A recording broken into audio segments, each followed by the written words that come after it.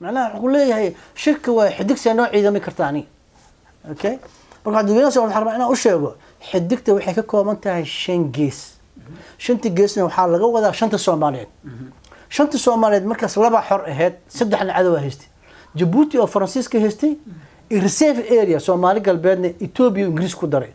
NFD Ingiriis wuxuu ku daray Kenya marka Somali North oo British colonial oo Ingiriis gumaysanay iyo koonfurta Talyaani gumaysanay ayaa xor ahaa saas marka labadiina ciidan sameeya ee xoreeya saddexda maqan marka ma inay xidig yahay ciidamii ma aha ciidan oo kale labadiina ciidan sameeya tusaale ku soo qaadanaya hooyooyinkii aabooyinka waxay dhigi jireen hebel iyo hebel waxaan ciidami karaan السلام عليكم ورحمة الله وبركاته داود يال كسر هذا ورئيس جار إن الله يلنا إنه أقوياء الصوماليات قليف محمد عمر أهنا قدومي كحين كجالية الصوماليات ذلك يوغندا وحين وحكوا دين إن ضد كذا لا تعرف تعلن كا أو مدين كوجودن بيئات وقبضتي براه بالشدة أنت أنا سؤاله وجد جلين أمر خورة سودوي سودو ما سنتع سيدا الله صعدته مدين كان وحقات براه بالشدة وقبضتي arrin la xiriirta calanka Soomaaliya sidii uu ku yimid meelaha ku yimid iyo astaanta calanka oo iyada naftigeeda lagu sheegay inay tahay wax shirki ah arrintaas kulay aad baa ula socotaa waxaan rabaa maadaama aad ka mid tahay aqoonyahanada Soomaaliyeed in muddo ah dalkana ka soo shaqeeyay dibaddana wax ka bartay in inta aad ka ogtahay noo faahfaahayso haddaan isku dayo arrinkaas ninka ka dhashay oo la yiraahdo taakeye waxa wax u sheegay horta inta badan Soomaalida waa dadkii qaan gaaray boqolkiiba 60 iyo wax ka badan 91 dadkii qaan gaaray waay laakiin dadkii ka horeeyay ama dawladda u soo shaqeeyay ama waalidkeena iyo walaalaheen iyo adeeradeen aabyaasheen wax u cuntamaya ama wax u sheegi kara ma ah wuxuu duray calanka Soomaaliyeed oo duray qaybta oo heestan uu duray calaamadiina uu duray xidigtiina uu duray marka arrimahaas aan rabaa in dadka Soomaaliyeed u faahfaahiyo horta heesta calanka waa la bedeli karaa hadda waxa bedelay Australia waxaana bedelay Prime Ministerka Australia bedelay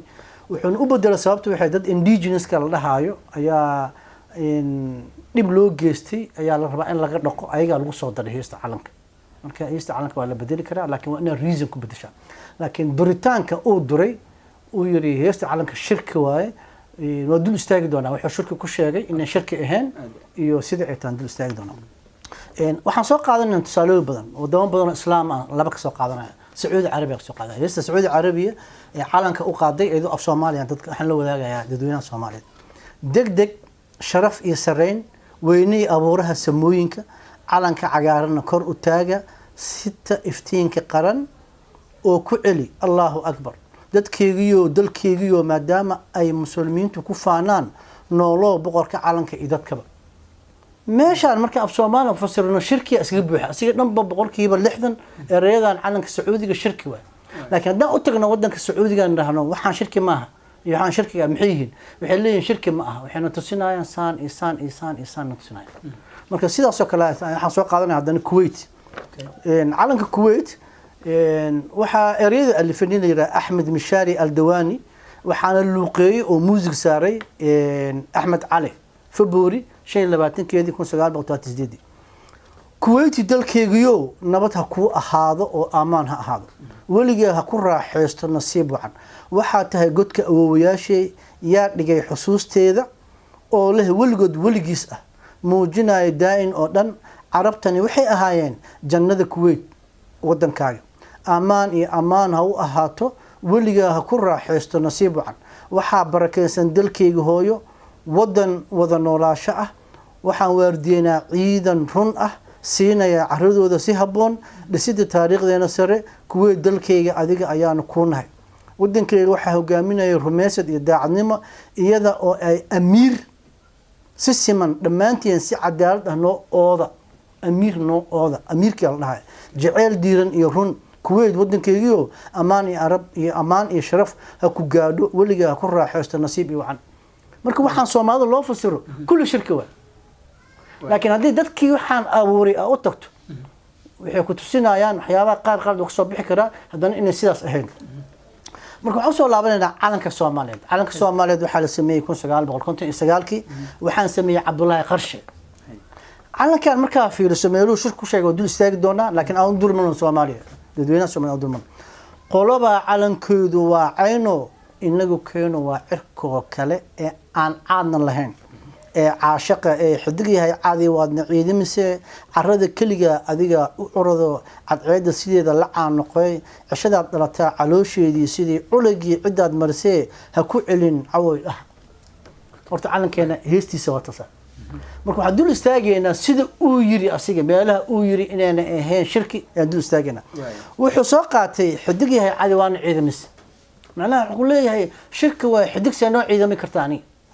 okay marka dadweynaha soo xarma inaan u sheego xidigta waxay ka kooban tahay 5 gees 5 geesna waxaa laga wadaa 5 Soomaaliyeed 5 Soomaaliyeed markaas laba xor ahayd saddexna cadow haystay Djibouti oo Faransiiska haystay reserve area Soomaali galbeedna Ethiopia Ingiriis ku daray NFD Ingiriis wuxuu ku daray Kenya marka Somali North oo British colonial ahayd oo Ingiriis gumaysanay iyo koonfurta Talyaani gumaysanay ayaa xor ahaa saas marka labadiina ciidan sameeya ee xoreeya saddexda maqan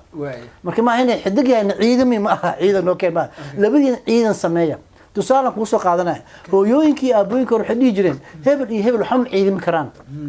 waxaan ciidami karaan macna kuma heli karaan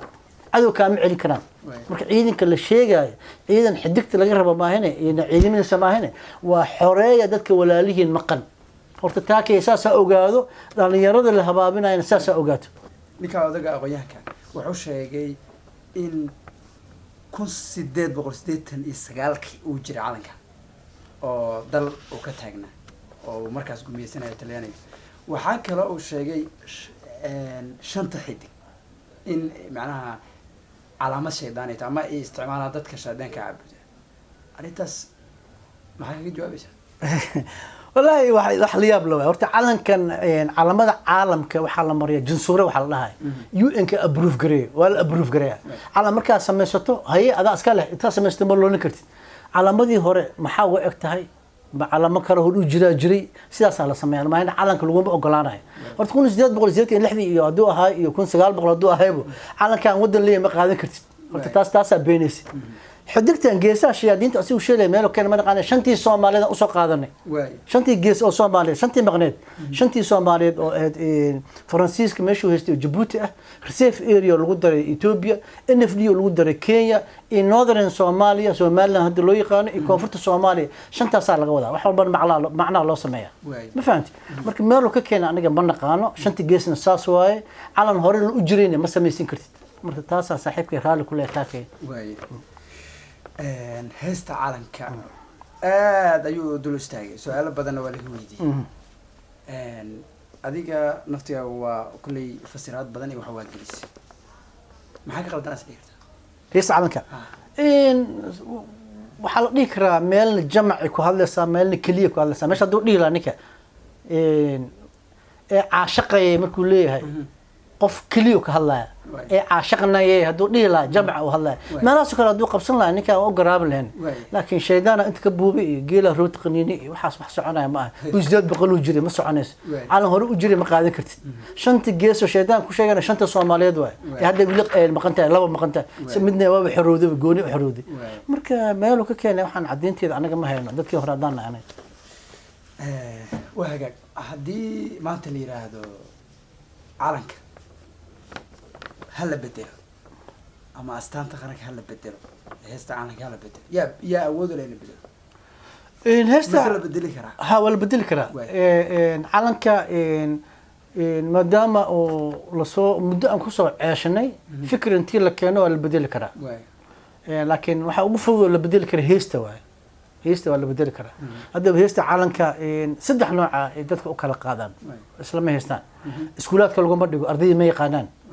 لو اسكي استاجنا مد ودنها تو قبصده قولنا اسك تاغنانا ودنا لو قبصنا وليغان انغا ما arkino soo joog jiray xalku soo istaag jirnay caadi aski istaag jirnay hada dad wadnaha qabsanaa imaad wax soo arkeen tay galbeedka soo arkeen macna qalbigu ugu yaala laga wadaa laakiin adiga waxa qalbigaas inaa aadama inay wadankaaga soo istaag jiray inaa istaagtaa fiican heesta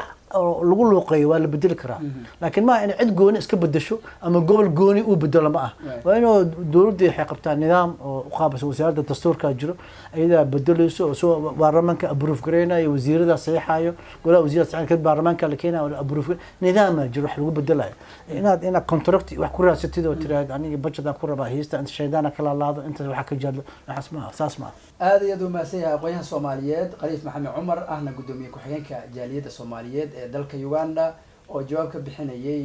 muran ama dood laga keenay heesta calanka iyo calanka Soomaaliyeed inta waa Mukhtaar Xuseen Maalin nabadgelyo